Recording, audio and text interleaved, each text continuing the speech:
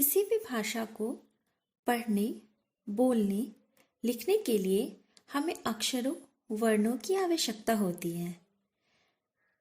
बच्चों, आज मैं इन्हीं वर्णों को लेकर आपके समक्ष प्रस्तुत हूँ।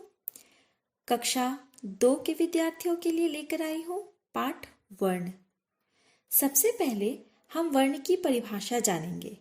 तो बच्चों, वर्ण क्या है? सबसे पहले हम यह सीखेंगे। वर्ण उस मूल ध्वनि को कहते हैं जिसके खंड या टुकड़े नहीं किए जा सकते। जैसे कि हम कह सकते हैं अ, ई, व, च, क, ख। जब हम क, च, ख आदि वर्ण बोलते हैं तो वहां पर हम नीचे हलंत यानी उसको आधा कर देते हैं। वर्ण भाषा की सबसे छोटी इकाई है। इसके और कोई खंड नहीं किए जा सकते। उदाहरण के तौर पर हम देखेंगे, ध्वनियों को यह स्पष्ट किया जा रहा है जैसे कि राम और गया में 4 मूल ध्वनियां हैं जिनके खंड नहीं किए जा सकते। जैसे कि र, जोर, आ, जोर, म, जोर, अ अर्थात राम, ग, जोर, अ, जोर, य, जोर, आ अर्थात गया। इन्हीं अखंड मूल ध्वनियों को वर्ण कहते हैं। यह वर्ण की हर एक वर्ण की अपनी अलग अलग लिपि होती है। लिपि को वर्ण संकेत भी कहते हैं। हिंदी में 52 वर्ण होते हैं। हम किसी भी भाषा के शब्दों को लिखने के लिए हमें वर्ण की आवश्यकता होती है और वर्ण के जो संकेत होते हैं उन संकेतों को, उन चिन्हों को हम लिपि कहते हैं। अब वर्ण को पढ़ते हुए एक बात पर ध्यान देना बहुत आवश्यक है कि वर्णमाला किसे कहते हैं। वर्णों के समूह को वर्णमाला कहते हैं। इसे हम ऐसे भी कह सकते हैं कि किसी भाषा के समस्त वर्णों के समूह को हम वर्णमाला कहते हैं, क्योंकि भाषा किसी एक अक्षर से या एक वर्ण से तो संपूर्ण नहीं हो सकती। हमें बहुत सारे अक्षरों और वर्णों की आवश्यकता होती है और इस सबके समुदाय को हम वर्णमाला कहते हैं।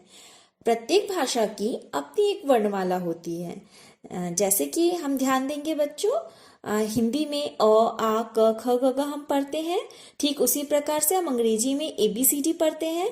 हिंदी के लिए वर्ण कैसे होंगे? अ, और अंग्रेजी के लिए ABCD। वर्णों के भेदों की अगर हम बात करें तो वर्ण के 2 भेद होते हैं, स्वर वर्ण और व्यंजन वर्ण। अब बच्चों, हम ध्यान देंगे कि स्वर वर्ण किसे कहते हैं और व्यंजन वर्ण किसे कहते हैं। सबसे पहले बात करेंगे स्वर वर्ण की, जिसको अंग्रेजी में वॉवेल भी कहते हैं। वे वर्ण जिनके उच्चारण में किसी अन्य वर्ण की सहायता की आवश्यकता नहीं होती, उसे हम स्वर वर्ण कहते हैं। यानी जब हम किसी वर्ण का उच्चारण करते हैं तो उसमें किसी और वर्ण के साथ मिलाकर उसका उच्चारण नहीं करना पड़े, ऐसे वर्णों को हम स्वर वर्ण कहते हैं। इसके उच्चारण में कंठ, तालु का उपयोग होता है, जीभ, होठ का नहीं।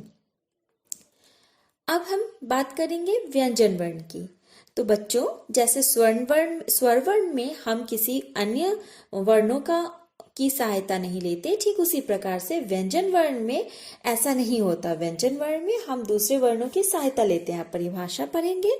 जिन वर्णों को बोलने के लिए स्वर की सहायता लेनी पड़ती है उन्हें व्यंजन वर्ण कहते हैं।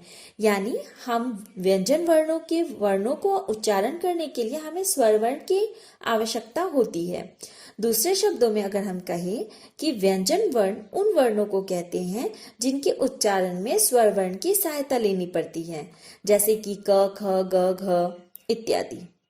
नीचे हम स्वर वर्ण और व्यंजन वर्ण यानी हमारी जो वर्णमाला है उसके बारे में हमने चर्चा की है और सारे वर्णमाला के अक्षर जो हैं वहाँ आपकी सुविधा के लिए, आपकी जानकारी के लिए अलग अलग करके स्वर वर्ण और व्यंजन वर्ण को दिखाया गया है। तो बच्चों, हमें इसमें कैसे प्रश्नों का उत्तर देना है? सबसे पहले वर्ण किसे कहते हैं, फिर वर्णमाला किसे कहते हैं, वर्ण के कितने भेद होते हैं, इन सभी प्रश्नों के उत्तर आपको देने हैं जो कि इसी वीडियो में आपको मिल जाएंगे।